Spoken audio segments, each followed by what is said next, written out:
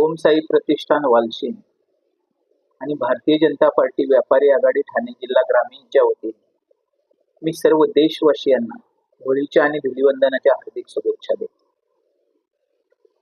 होळी हा एक पवित्र सण म्हणून साजरा केला जातो, कारण होळीच्या पवित्र अग्नीमध्ये आपल्यातील जे अवगुण असते, द्वेष असते, मच्छर असेल, ते पवित्र अग्नीमध्ये दहन करून एक चांगल्या कामाला सुरुवात करून आपण मनाने शरीराने समाधानी राहिलं पाहिजे, स्वच्छ राहिलं पाहिजे, अशा नव्या उमेदीने आपण काम करूया.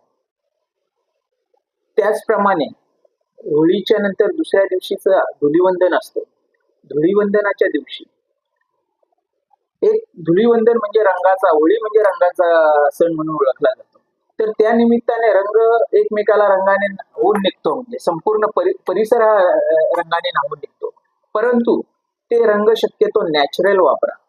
कुठल्याही केमिकल युक्त जर कलर वापरले तर त्याचा त्वचेवर परिणाम होतो. आपल्याला सगळ्यांना त्याचा अनुभवही आला असेल. आणि त्याचप्रमाणे काही ठिकाणी काही पोरं, लहान मुलं ही फुगे भरून पाण्याने भरलेले कलरचे फुगे मारतात. तर कुणाच्या बाईकवर असेल किंवा एसटीतून जाताना कुणाच्या डोळ्यावर वगैरे लागला तर त्याला मोठी इजा होऊ शकते. तर अशा प्रकारचं दुष्कृत्य करण्यापासून, म्हणजे ज्या आपण आनंदाने आणि उत्साहाने होळी साजरी करतो त्याला कुठेतरी दुःखाचं गालबोट लागणार नाही याची आपण काळजी घेऊ.